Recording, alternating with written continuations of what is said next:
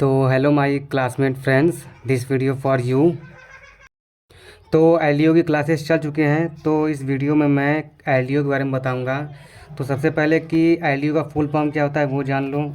तो एलडीओ को हम लो ड्रॉप आउट वोल्टेज कहते हैं। ठीक है, LDO means low drop out. ठीक है, तो ये बनता कैसे है और इसका काम क्या होता है वो हम समझते हैं थोड़ा आगे चल के। पहले ये समझते हैं कि बनता कैसे, मतलब इसका क्या क्या मतलब कैसे जनरेट होगा ये। तो हमारे चार्जर से सबसे पहले निकलता है 19 वोल्ट। तो ये 19 volt volt in power section, volt in power section यानी कि वीआईपी सेक्शन, जिसमें हमारा first MOSFET and second MOSFET and charging IC,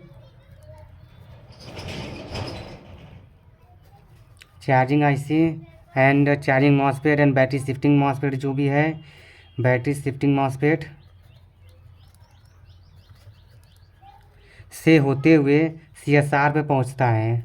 ठीक, सीएसआर के बाद जो वोल्टेज होता है उसे वी इन कहते हैं। ठीक है, सीएसआर के बाद जो वोल्टेज आउट होता है उसे वी इन कहते हैं। वो चाहे वोल्टेज एडाप्टर से आया हो या फिर बैटरी से आया हो। ठीक है, दोनों ही वोल्टेज सीएसआर पे ही जाके मिलते हैं। उसके बाद जो वोल्टेज होता है उसे वी इन 19 वोल्ट ही होता है। तो सबसे पहले तो हम बोर्ड में हमारा 19 वोल्ट बनना चाहिए। अगर 19 वोल्ट ही शॉर्ट रहेगा तो एलडीओ नहीं बनेगा। वो कैसे वो बता रहा हूँ। जब ये 19 वोल्ट हमारे स्टेप डाउन यानी कि 3 वोल्ट 5 वोल्ट आईसी में जाता है, step down 3 volt 5 volt IC में जब ये वी इन सप्लाई इन करता है तभी एलडीओ बनता है। इसी आईसी में तभी इसी आईसी में एलडीओ बनता है, जो कि वी रेज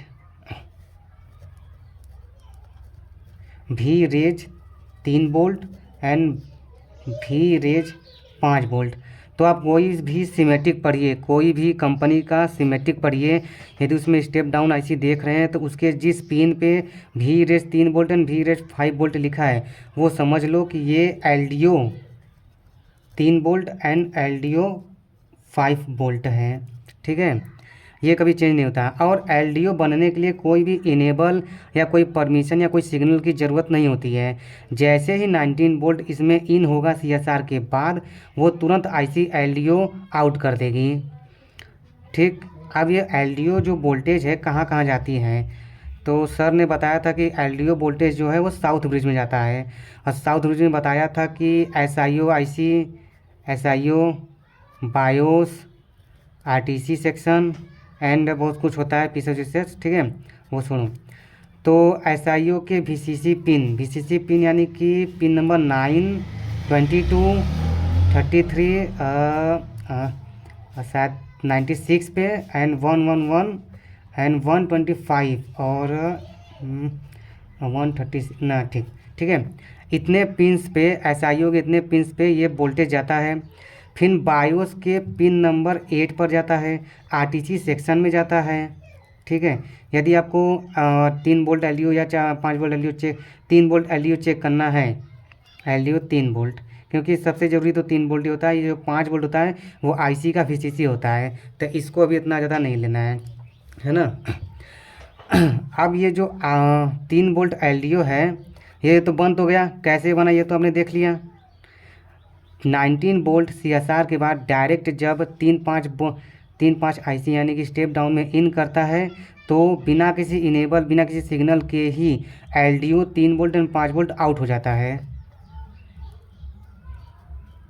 ठीक है, LDO 3 volt and 5 volt out हो जाता है। एलडीओ के लिए कोई भी इनेबल या किसी प्रकार के सिग्नल की ज़रूरत नहीं होती है। अब ये जो 3 वोल्ट एलडीओ वो वीसीसी के रूप में आईओ आईसी पर जाता है। ठीक है, आईओ आईसी में जब ये वीसीसी जाएगा 3 वोल्ट तो आईओ आईसी जो है वेकअप होगा, यानी कि उठेगा एक तरीके से वेकअप। हाँ ठीक है, आ नहीं रहा है। तो आईओआईसी वेकअप होगा, यानी आईओआईसी जागेगा, यानी आईओआईसी को कुछ वोल्टेज मिलेगा जिससे कि वो वर्क करने के लिए रेडी हो जाएगा। अब ये आईओआईसी जो है एक ईसी ऑन का सिग्नल 3-5 यानी स्टेप डाउन आईसी को भेजता है। ठीक है, 3-5 वाले आईसी को ईसी ऑन का सिग्नल भेजता है। ये सिग्नल तब भेजेगा जब हम पावर का बटन दबाएंगे, यानी ऑन ऑफ का बटन। ऑन ऑफ पे भी जाता है ये 3 वोल्ट। ठीक है, ऑन ऑफ स्विच पे भी 3 वोल्ट जाता है और एटीसी। ठीक है, तो जब हम पावर बटन को दबाएंगे तो यहाँ से जब उसको 3 वोल्ट एलडीओ मिला रहेगा इस आईसी को, तभी ईसी ऑन का सिग्नल इस आईसी पे आएगा, यानी 3-5 वाले पे। तभी 3-5 का तब उसके जो लगे मॉसफेट्स होते हैं वो स्विचिंग करना स्टार्ट करेंगे सिग्नल मिलते ही, और स्विचिंग करके 5 volt always and 3 volt always बनाना शुरू करेंगे। अब देखो इसमें कैसे मैं बता रहा हूँ, जैसे कि ये आईओआईसी है ना, ये मेरा स्टेप डाउन आईसी है 3 वोल्ट, अरे वो 3 वोल्ट 5 वोल्ट वाली, और ये आईओ है। ठीक है, और ये मान लो CSR है। ठीक है, CSR। तो 19 वोल्ट जब क्लियर रहेगा तभी CSR पे वोल्टेज आएगा। अगर 19 वोल्ट में शॉर्टिंग रहेगी तो CSR पे 19 वोल्ट भी इन बनेगा ही नहीं। तो सबसे पहले शॉर्टिंग के समय हम सबसे पहले 19 वोल्ट को क्लियर करेंगे। 19 वोल्ट जब पूरी तरह से क्लियर हो जाएगा तो CSR के बाद जो भी इन सप्लाई है वो आएगी इस आईसी में। जैसे ही वोल्टेज वी इन की आईसी में आएगी स्टेप डाउन के, तो वो भी रेज सिग्नल यानी भी रेज 3 वोल्ट एंड भी रेज 5 वोल्ट आउट करेगा। अब ये जो भी रेज 3 वोल्ट है, 3 वोल्ट वाला 3 वोल्ट जाएगी आईओआईसी में। ठीक, आईओआईसी में ये गई 3 वोल्ट की आईसी जो है भी रेज, ये गई आईओआईसी में, यानी कि एलडीओ जब आईओआईसी में जाएगी तब एलडीओ एक सिग्नल भेजेगी आईओआईसी को ईसी ऑन का। लगभग 90% सीमेटिक्स में ईसी ऑन ही लिखा होता है स्टेप डाउन आईसी को ऑन करने के लिए, यानी इसका इनेबल सिग्नल जो होता है वो ईसी ऑन होता है। बहुत सारे आईसीज़ का इनेबल जो होता है वो डिफरेंट होता है, लेकिन कुछ आईसीज़ का कंफर्म होता है। जैसे कि आईओआईसी का आईसी ऑन रहेगा, कोर वोल्टेज का जो कोर आईसी होता है उसका वीआर ऑन रहेगा। ठीक है, इस तरीके से है। तो जब ये ईसी ऑन का सिग्नल इसको भेजेगी, तब इसके बाद जब इस आईसी को इनेबल सिग्नल मिल जाएगा, इनेबल सिग्नल मिलने के बाद इससे लगे जो मॉसफेट होते हैं वो स्विचिंग करेंगे, और स्विचिंग करके 5 volt always and 3 volt always बनाना शुरू कर देंगे। यही जो 5 वोल्ट ऑलवेज और 3 वोल्ट ऑलवेज हैं, इसके बनने के बाद ही बोर्ड में दूसरा फंक्शन काम करता है, फिर दूसरा काम होता है, यानी कि दूसरा कोई चीज़ ऑन होता है। क्योंकि यही जो 5 वोल्ट ऑलवेज है ये बहुत सारे आईसीज़ का VCC होता है। ये जो 3 वोल्ट है वो बहुत सारी जगहों पे जाता है जिसे ऑन करता है। 19 वोल्ट क्लियर होने के बाद 3 वोल्ट 5 वोल्ट हमारा बनना चाहिए। तो इसको हम इस तरह से भी कर सकते हैं। अगर आपको वोल्टेज सीक्वेंस के बारे में जानना रहेगा तो मुझे कमेंट करिएगा, मैं वोल्टेज सीक्वेंस के बारे में बताऊँगा।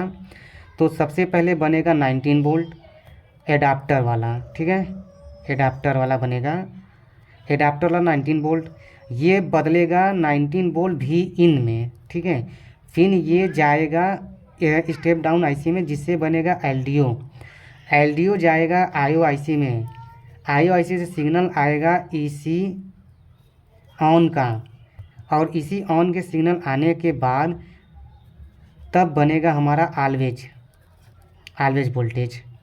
ठीक है, अब आप कहोगे कि ऑलवेज वोल्टेज भी 3.3 वोल्ट है और एलडीओ वोल्टेज भी 3.3 वोल्ट है, तो इसमें डिफरेंट क्या है? तो डिफरेंट ये होता है जैसे कि 3.3 volt LDO and 3.3 volt always, दोनों का वोल्टेज अगर मल्टीमीटर से चेक करेंगे तो सेम रहेगा, लेकिन दोनों के एम्पियर में डिफरेंस होते हैं। एम्पियर में डिफरेंस होने की वजह से इन दोनों की ताकत यानी कि इन दोनों की पावर में भी डिफरेंट होते हैं। ये बहुत ही कम पावर का होता तो ये 3.3 वोल्ट ही बताएगा मल्टीमीटर में, लेकिन इसमें पावर उतना नहीं रहेगा कि पूरे बोर्ड को चालू कर सकें। इसके बाद ये जो 3.3 वोल्ट ऑलवेज है, इसकी पावर इससे ज़्यादा होती है, जो बोर्ड को ऑन कराने में मदद करता है। लेकिन इसके बाद भी बहुत सारे वोल्टेजेस होते हैं, जैसे 3.3 वोल्ट सस, 3.3 वोल्ट रन। अब जो सस RUN रन, RUN है ना। अब जो सस होता है, सस भी ऑलवेज से बोर्ड ऑन होता है। सस से बोर्ड में जो लगे हुए बड़े कंपोनेंट्स यानी कि रैम और ये सब, जैसे मतलब कि उनको या उनके पास डायरेक्ट एक तरीके से वोल्टेज पहुंचता है। और रन लास्ट वोल्टेज है, जिससे कि हमारा पूरा मदरबोर्ड अच्छे से वर्क करने लगता है। तो आई होप आप लोग को समझ में आया होगा।